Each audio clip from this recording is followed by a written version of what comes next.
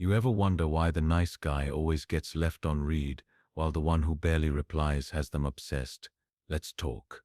In a world flooded with advice about being kind, caring, and emotionally available, there exists a hard truth that most people silently observe but never admit. Toxic men always win. No, we're not here to celebrate manipulation or disrespect. We're here to dissect the psychology, the power dynamics, and the raw reality of modern attraction. You're not losing because you're not good enough. You're losing because you're playing a different game. This video is not for the faint-hearted. It's for the ones ready to stop playing the victim, to stop being confused, and to finally understand why being the nice guy doesn't cut it anymore. If you're tired of watching people chase the ones who give the least, sit back.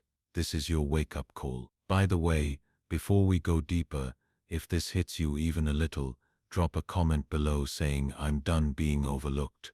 Let's build a tribe of men who choose strength, clarity, and calm dominance. And if you're into raw, uncomfortable truth that actually makes you grow, hit the like button and subscribe. Not for the algorithm, for your mindset, the illusion of the nice guy. Let's get one thing straight.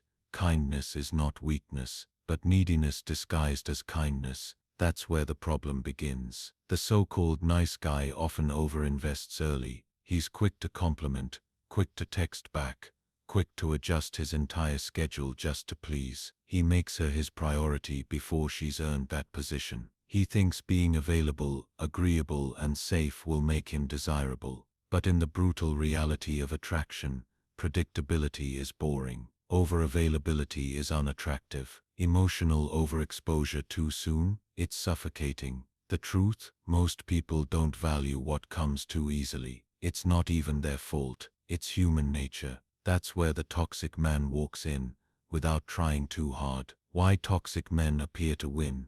Let's define toxic carefully. We're not talking about abuse or manipulation. We're talking about traits labeled toxic simply because they break the mold of what society says a man should be. They don't apologize for who they are. They don't explain themselves. They prioritize their mission. They set boundaries and enforce them coldly. Toxic men seem to win because they know how to detach. They don't overexpress emotion. They don't validate constantly. They don't chase, they attract. That emotional distance, it creates mystery. That silence, it builds value. That self-prioritization, it looks like power, and power is magnetic. They seem desirable not because they try hard, but because they don't try at all. Their detachment becomes addictive. Their unpredictability keeps people intrigued. The psychology of obsession is created in tension, not in safety. The more someone has to earn your attention,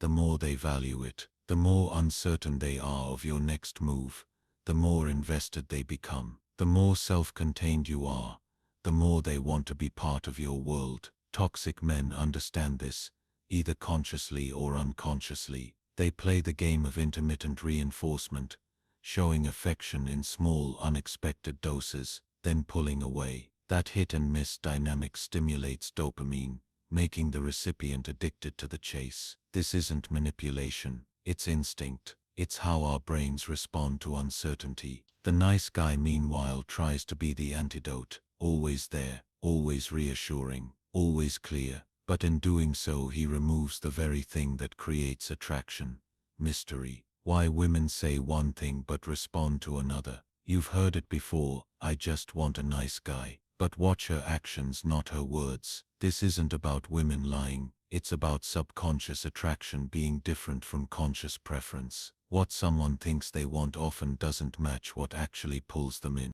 The toxic man activates a deeper part of the brain, the part that craves excitement, challenge, dominance, that feels something primal. Nice guys appeal to the rational mind. Toxic guys appeal to the emotional core. And in matters of love and lust, emotions almost always win. So the result, the nice guy gets vented to. The toxic guy gets fantasized about. Let that sink in.